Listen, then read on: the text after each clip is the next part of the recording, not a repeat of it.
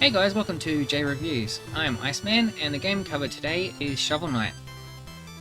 Shovel Knight is a 2D platforming game released by Yacht Club Games in 2014 after being successfully funded on Kickstarter the year earlier. The story to the game is very light, but focuses on the character Shovel Knight, who you play as in the game, seeking to free his girlfriend, who is known as Shield Knight, from the clutches of the Enchantress and her henchman known as the Order of No Quarter. The player then goes off on a journey to accomplish this. The story to the game is told out through cutscenes, some before or after a level and some during. These are all done quite well, overall. The general feel of the game is very similar to that of DuckTales on the Nintendo Entertainment System in regards to the speed of movement and the style of attacks, which tend to be in a downward spiral attack, which is nigh on identical to the attack style in DuckTales.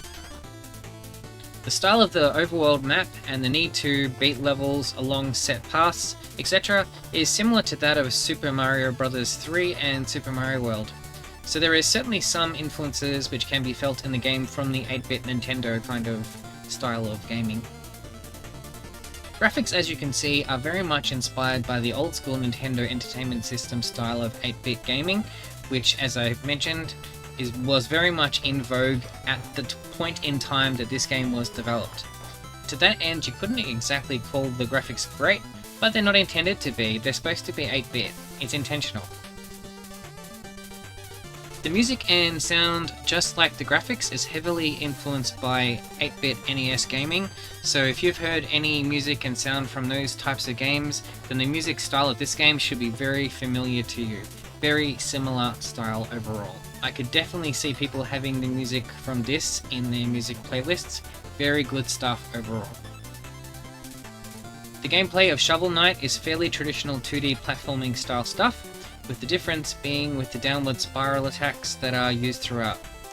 These are used for both the offensive purposes of attacking opponents and for traversing hazards and obstacles within levels. It certainly gives the game a unique angle.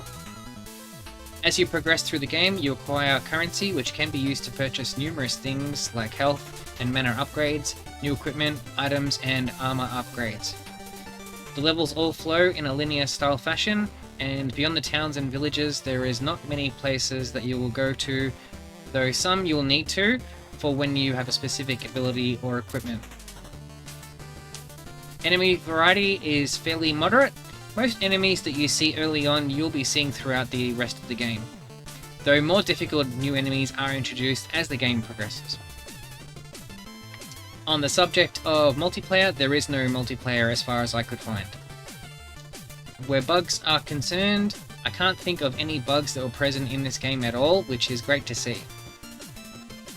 On the subject of DLC and expansions, there was several DLC expansions released for this game as free content for Kickstarter backers and paid content for everyone else. First up was Spectre of Torment, which has you play as the undead Spectre Knight tasked with defeating the 8 Knights of the Order of No Quarter. Gameplay has you running up walls and using a scythe to attack enemies. Plague of Shadows was next up and sees you playing as the Plague Knight. Gameplay sees some changes, with you needing to use bombs to attack enemies for higher jumping. And finally there was King of Cards, which was much shorter than the previous 2 DLCs, and has you in control of King Knight, who uses a shoulder bash to attack. Overall, I really enjoyed this game, and I could definitely see many others feeling the same. If you like games with an old school vibe kind of thing, then this game should be right up your alley, as it was for me. And with that, that is about all I have to say on this game, as it's quite a brief game. I will note though that there are several additional campaigns available with you playing as other characters that you get with the package, so if you're looking for a game with lots of content, then this will elevate the short length of the main game right there. I have yet to play the additional campaigns, so I can't speak on those. If you've enjoyed this video and would like to see more videos in this series, be sure to hit the subscribe button, and also just check out my channel for further videos and you will find out what else is available. And with that, this is Iceman of JReviews signing out.